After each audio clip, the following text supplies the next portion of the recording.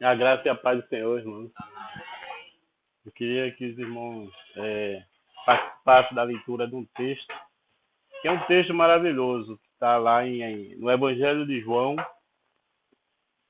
17, João capítulo 17, a oração sacerdotal de Jesus. A oração sacerdotal de Jesus. Esse texto é bastante profundo. Toda vez que eu medito nesse texto aqui, na oração sacerdotal, eu lembro de um dos meus mestres, que é o saudoso irmão pastor Edson Santana. Alguns aqui eu acho que tem lembrança do pastor Edson Santana. Era uma bênção. E toda vez que lia esse texto aqui, a oração sacerdotal, eu dizia, irmão, mais de 30 anos que eu medito nesse texto. E toda vez que eu leio ele, eu descubro alguma coisa nova. Tem muitos mistérios aqui para ser revelado. Mas não vamos ler toda a oração. Eu queria me ater apenas a alguns versos. Se os irmãos pudessem acompanhar, dos versos 14 ao 23. Amém? Amém. Poderíamos fazer uma leitura alternada? Amém? Eu lerei um verso e os irmãos o seguinte. A partir do 14. Eu lhes tenho dado a tua palavra e o mundo os odiou, porque eles não são do mundo, como também eu não sou. Não peço que eu esteja no mundo, mas que os guarde do mal. Eles não são do mundo, como também eu não sou. Santificam na verdade, a tua palavra é a verdade. Assim como tu me enviaste ao mundo, também eu os enviei ao mundo. E a favor deles eu me santifico a mim mesmo, para que eles também sejam santificados na verdade.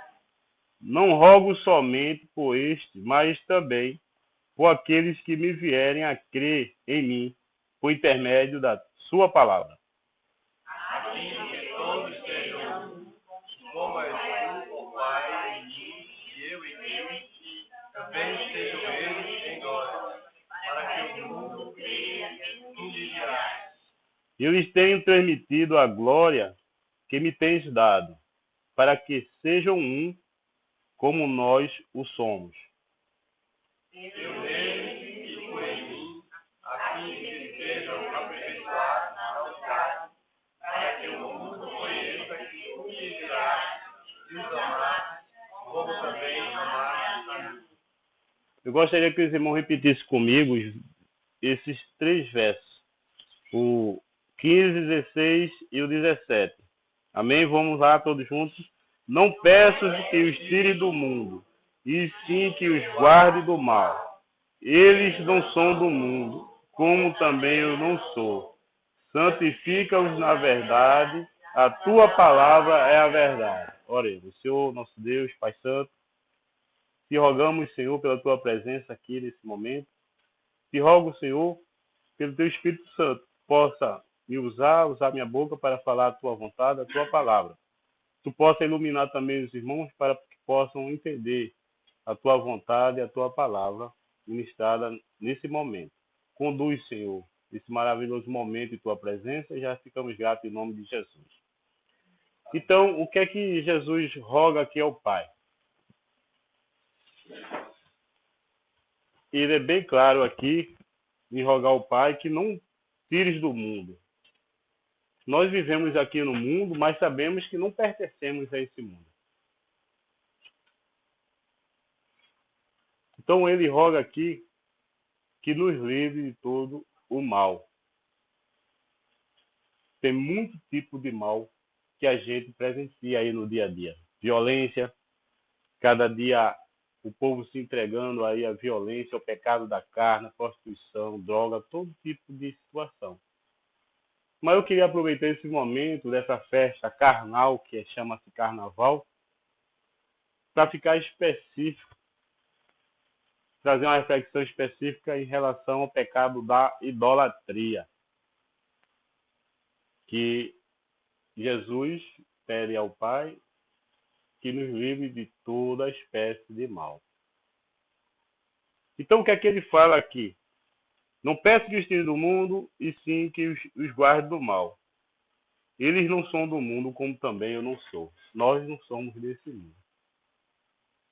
Nosso mundo, a gente sabe, Jesus já proporcionou, certo? Aquele alto preço na cruz, a nossa salvação, a nossa vida eterna. Mas que ele fala aqui no 17, santifica-os na verdade, a tua palavra é a verdade. Então, a gente deve a cada dia se santificar na verdade, que é a palavra do Senhor. Nos consagrar. Não ter prazer mais nas coisas desse mundo. Então, é como diz a palavra: buscai a paz com todos e a santificação, sem a qual ninguém verá ao Senhor, ninguém verá a Deus. Então, o que eu quero trazer para vocês em relação a essa idolatria do carnaval, especificamente a nossa cidade. O que a gente vê aí é adoração a ídolos. Todo tipo de bloco carnavalesco tem um ídolo.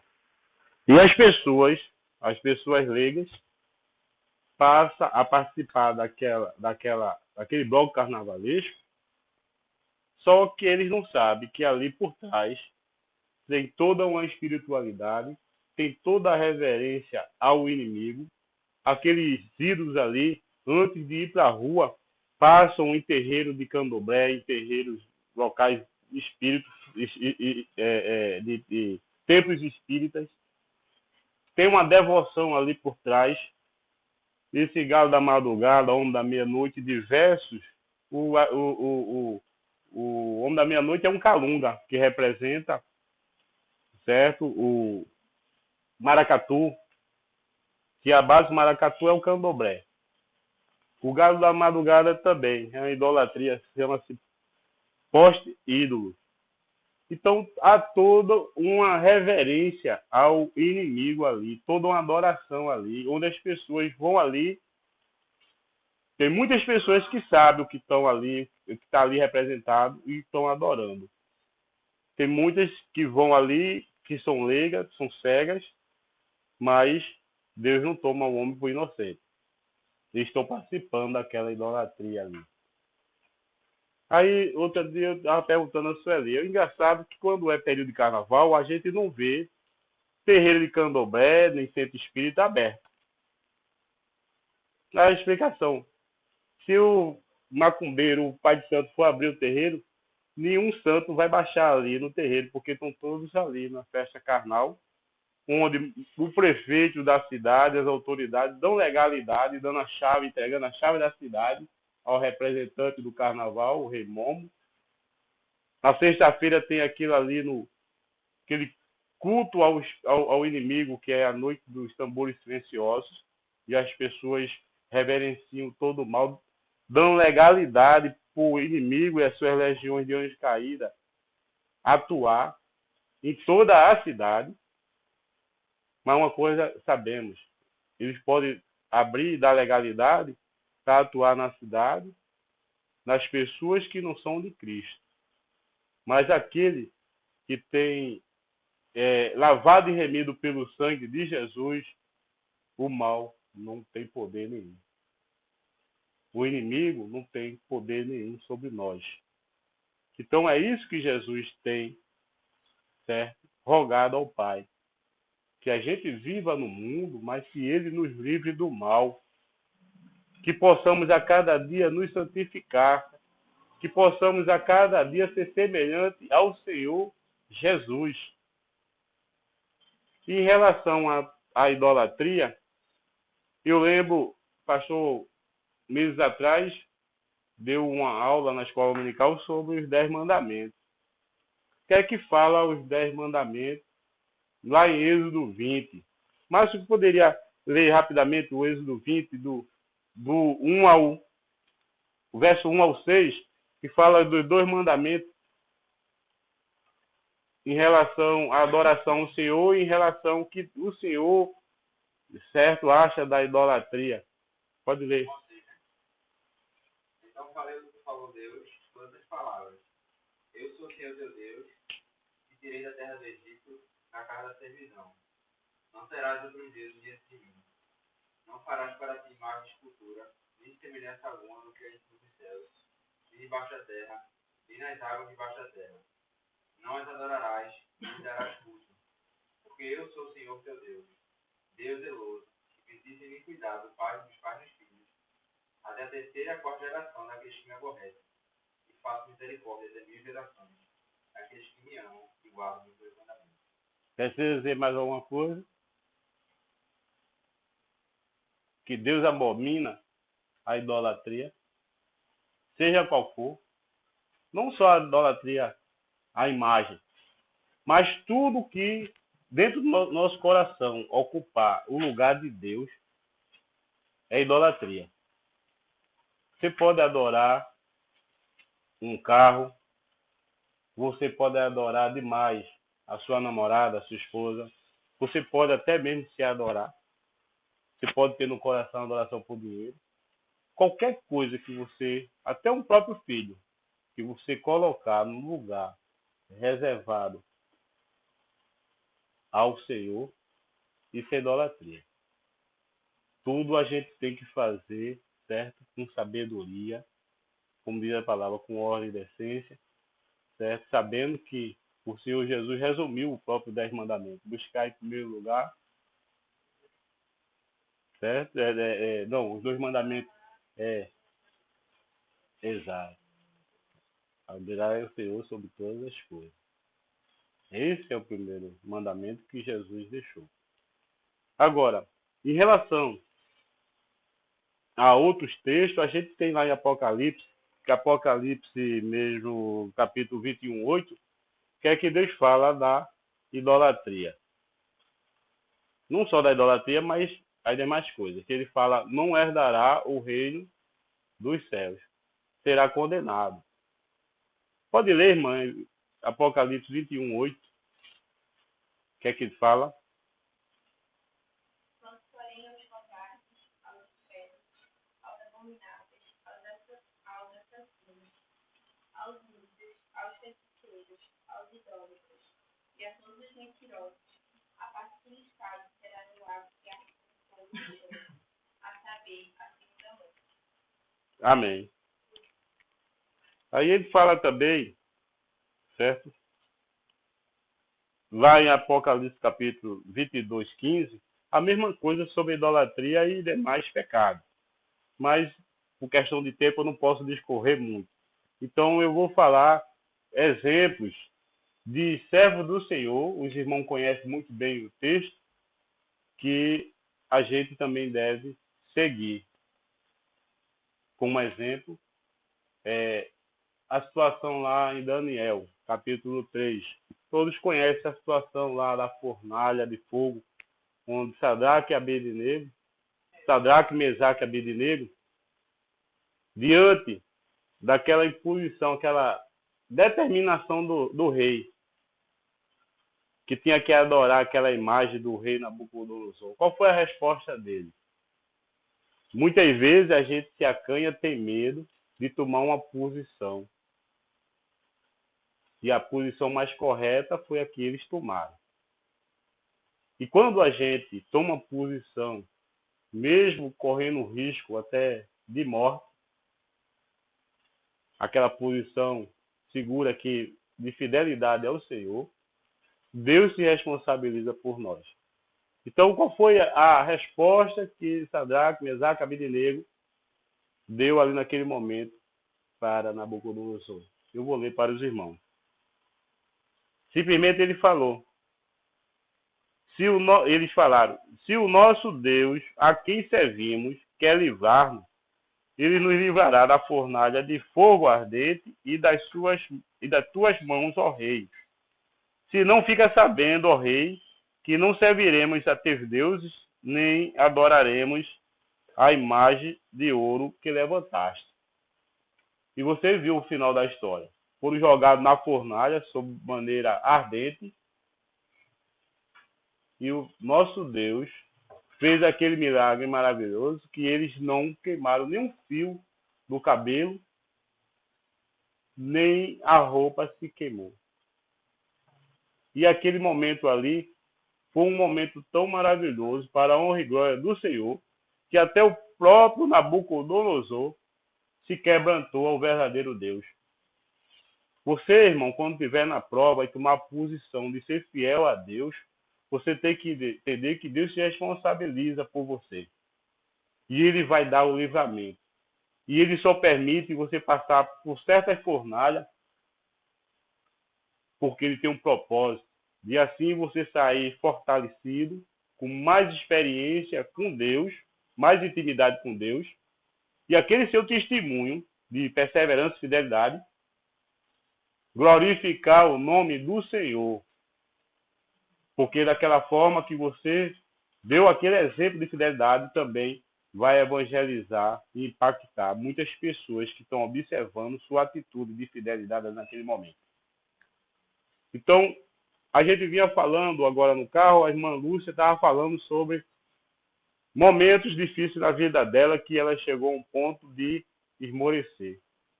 Mas houve um testemunho de uma irmã que disse: nós servimos ao Deus poderoso, o Deus que é e será sempre, o Deus de maravilha, Deus de milagre. Então, por que está duvidando? Devemos crer na providência e nos milagres de Deus, no cuidado e no amor. Então, essa é a atitude nossa. Em relação a essas tentações do pecado, da carne, que a gente vê aí constantemente, tanto na televisão, a gente vê aí patente aí hoje a exaltação a tudo que é carnal, tudo que desagrada a Deus, a gente não tem que se preocupar com isso aí, não. A gente não tem que se preocupar com a ação do inimigo, não. Tá certo que a gente muitas vezes se abate e se entristece com certas situações. Mas a gente sabe que o Senhor Jesus já venceu essa batalha. Quando ele se propôs a pagar aquele alto preço de cruz, ele não só venceu a morte, mas aprisionou Satanás. Essa batalha ele já venceu por nós. O que devemos é como a palavra diz. A gente deve viver a verdade, meditar na verdade, crescer na verdade, que é a palavra de Deus, buscando a santificação. E uma vez a gente viver a cada dia se santificando, ou seja, lá tem em Gálatas o fruto do Espírito. O fruto do Espírito tem que estar presente na vida de cada um de nós. Porque se não tiver presente na vida de cada um crente, cada um de nós, então a gente tem que pedir misericórdia e se converter novamente. Porque tem que haver na vida do crente, certo? Que todos olharem para aquele crente, ver o fruto do Espírito na vida dele. Em relação às tentações, ao ataque do inimigo, o que a gente tem apenas é vestir a armadura de Deus, lá em Efésios 10.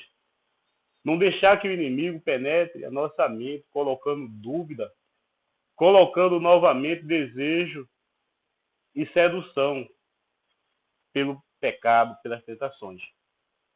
Lá em Tiago, capítulo 4, diz: sujeitai-vos a Deus, resistir ao diabo e ele fugirá de vós.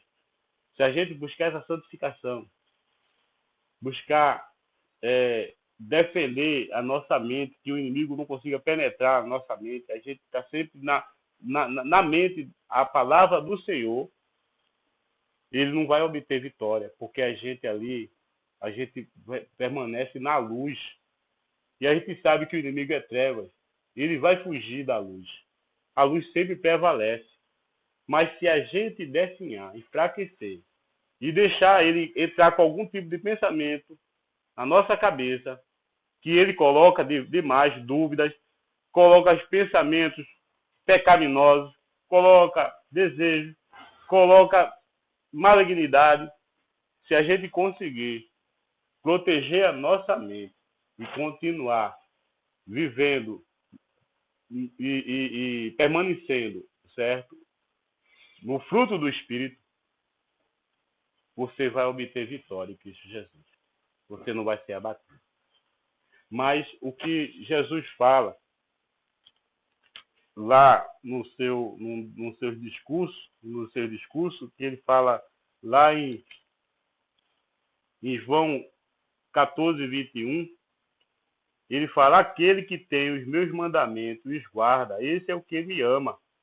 E aquele que me ama será amado por meu Pai, e eu também o amarei e me manifestarei a ele. Você quer ver uma forma de você agradar a Deus, agradar o Senhor Jesus e provar que ama Ele? Então obedeça os seus mandamentos. Tá certo que muitas vezes a gente acha que é muito penoso, muito difícil, que não é fácil não. Mas, em nome de Jesus, quando a gente clama por esse nome, Ele nos dá força, Ele nos dá vitória, Ele nos dá condições da gente levantar a cabeça e caminhar. Agora a gente tem que só olhar para um alvo, que o alvo é Cristo. Agora, eu sempre gosto desse versículo, aliás, de 2 versículos que tem lá em... Aliás, vou ler 3 versículos para encerrar, para não passar muito tempo. Que é 3 versículos muito práticos na vida do crente. Se ele quer... Eu acho que é um termômetro, esses 3 versículos. Se você quer verdadeiramente se santificar, agradar o Senhor, seja qual for a ação, pensamento que você tomar na sua vida, eu sempre dou um exemplo desses versos que eu vou ler para vocês. Então, lá em 1 Coríntios 10, 23, Paulo fala o seguinte, em relação, certo? Aqui ele falou em relação à comida, que ele vem falando sobre a alimentação nesse texto aqui. Mas eu acho que esses textos que eu vou ler cabe para toda e qualquer situação na vida do crente. Ou seja, ele fala aqui: todas as coisas são lícitas, mas nem todas convêm. Todas são lícitas, mas nem todas edificam. A gente não deve usar da nossa liberdade como cristão para praticar coisas que não edificam. Todas as coisas para a gente é lícita. Mas será que edifica? Será que você está fazendo a vontade de Deus? A gente tem que buscar sempre as coisas que edificam o Senhor. Amém? Então, em Coríntios, em seguida, vem Coríntios 10, 31.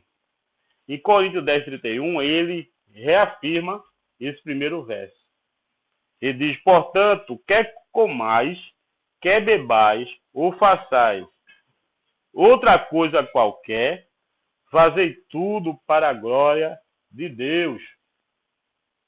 Nós que somos santos, separados por Jesus Cristo, pelo sangue de Jesus Cristo, que fomos lavados e remidos pelo sangue de Jesus, a gente não pode ter mais prazer pelas coisas do mundo.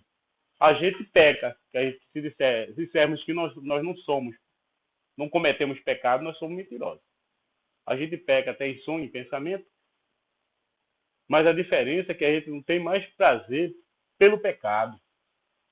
Uma vez a gente pensa ou age de forma pecaminosa, o Espírito Santo nos acusa, nos incomoda e a gente, de imediato, a gente pede perdão a Deus. E quando a gente ofende algum irmão, a gente vai lá e é incomodado a pedir perdão. Isso é a coisa mais certa. Não é isso? Então, fazei tudo para a glória de Deus.